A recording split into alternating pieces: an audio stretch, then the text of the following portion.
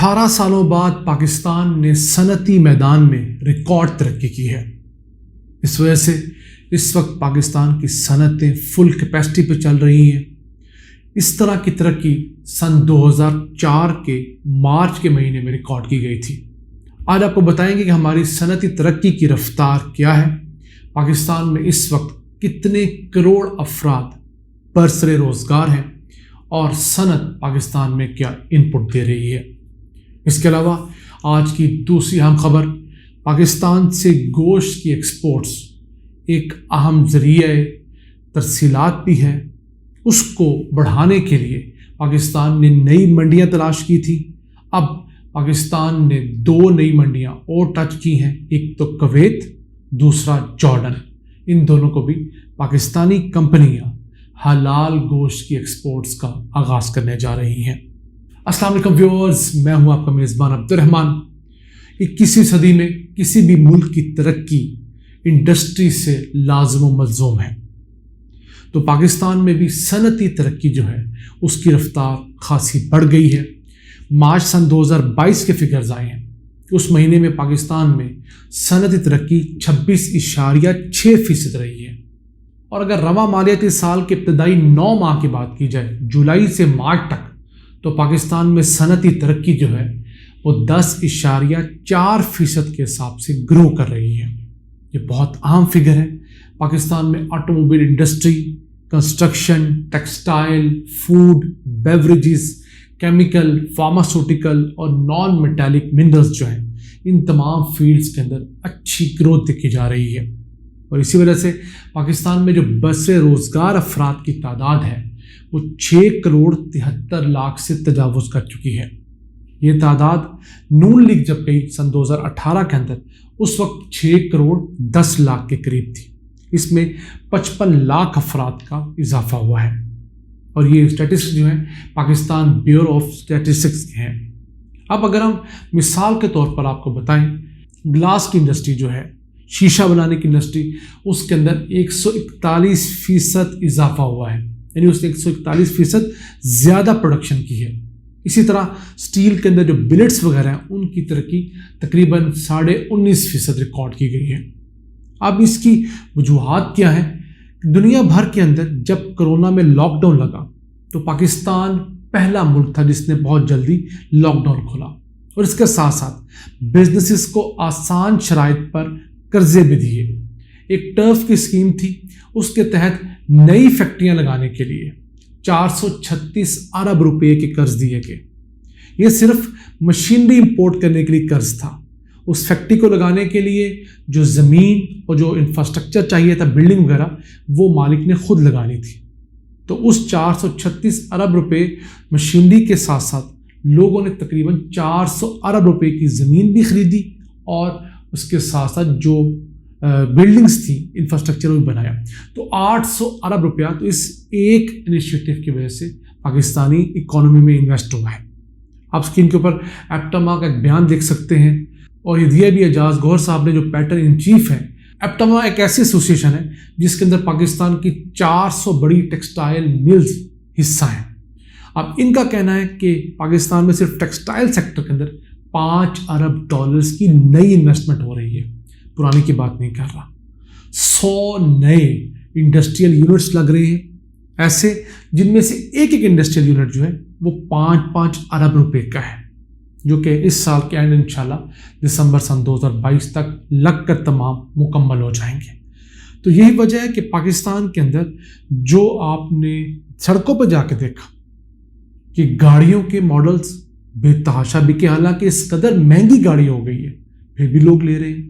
اچھا، بائکس جو ہیں ان کو دیکھ لیجئے کہ عام ہونڈا 70 تھی، 1,03,4 ہزار روپے کی ہو گئی ہے مارکیٹ پرائز جو اس کی، وہ بھی دھڑا دھڑ بک رہی ہے، اور تاریخ کی سب سے زیادہ بک رہی ہے، یعنی کہ ایک مہینے میں 1 لاکھ سے زیادہ ہونڈا کی بائکس بک رہی ہیں۔ پہلے تاریخ میں کبھی لاکھ سے زیادہ بائکس نہیں بکی تھی۔ اس کے ساتھ ساتھ اگر آپ اے سیز کی فروخت کو دیکھ لیں، آپ فریجوں کو دیکھ لیں، یو نیم اٹ، تو کہاں سے پیسہ آ رہا ہے؟ یہ پیسہ ہماری انڈسٹری کے اندر لوگوں کو جابس ملی ہیں، اس کی وجہ سے آیا ہے۔ ہاں، جن لوگوں کے کاروبار کسی وجہ سے، کرونا سمیت کسی اور وجہ سے بند ہوئے، وہ ضرور ہے لیکن ان کی تعداد شاید 20% ہوگی.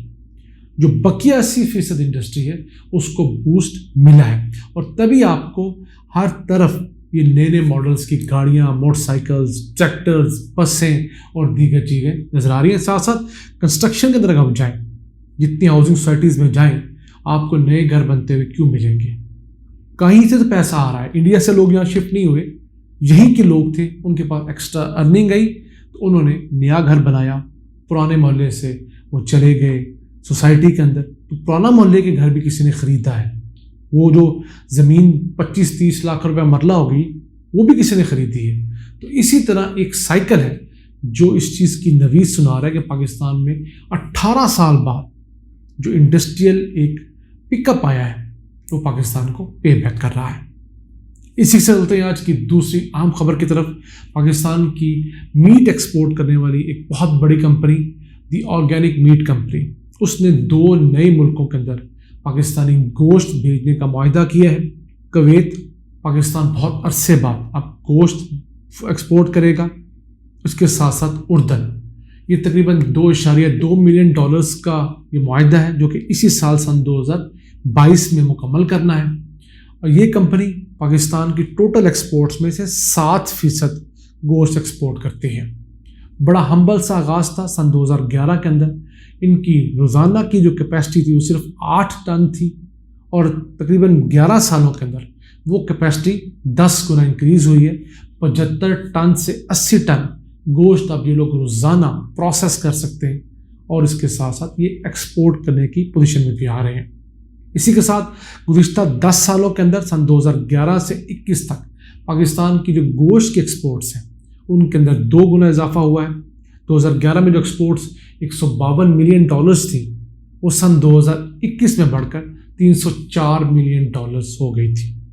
اس کے ساتھ ساتھ پاکستان اب نئی مارکیٹس بھی ڈھونڈ رہا ہے. ہمارا جو پرائیویٹ سیکٹر ہے, اور میں تو 1-2 ایسی کمپنیوں کو بھی جانتا ہوں جو پہلے صرف عام قصاب ہوا کرتے تھے گلی محلوں کے, ان کے بچے پڑھ گئے, انہوں نے باقاعدہ میٹ کمپنیاں, سلاٹر ہاؤسز بنائے ہیں.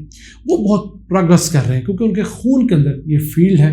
تو پاکستان اب اس کے بعد ازبکستان کو پراپرلی گوشت ایکسپورٹ کرنا شروع ہوا ہے. ہم نے آپ کو فروری مارچ کے مہینے میں اسی سال یہ خوشخبری سنائی تھی. پھر مصر کے اندر پاکستان نے گوشت کے ایکسپورٹس کا آغاز کیا ہے.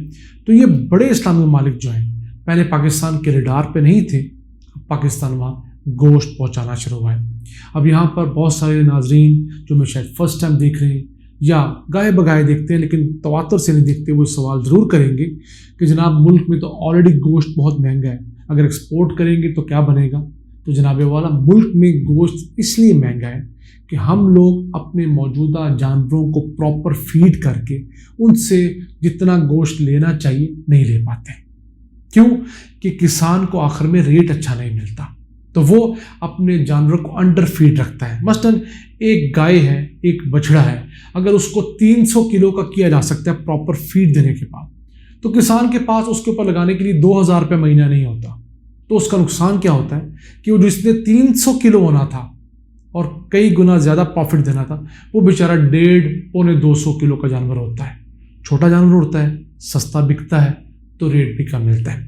جب اس طرح ایکسپورٹ کی مارکیٹ آئے گی تو انہیں جانوروں کو جب ریٹ زیادہ ملے گا تو لوگ فارمنگ کے اندر اپنے جانوروں کی فیٹنگ کے اوپر انویسٹ کریں گے, ان کی خوراک کے اوپر انویسٹ کریں گے. پھر ہمارے ہاں جو مورٹیلٹی ہے اس کے اوپر لوگ خیال کریں گے. اسی کے ساتھ ساتھ ہمارے یہاں ایک بہت بڑا ظلم ہو رہا ہے کہ ہر سال 30 سے 40 لاکھ بھینسیں پنجاب سے کراچی جاتی ہیں.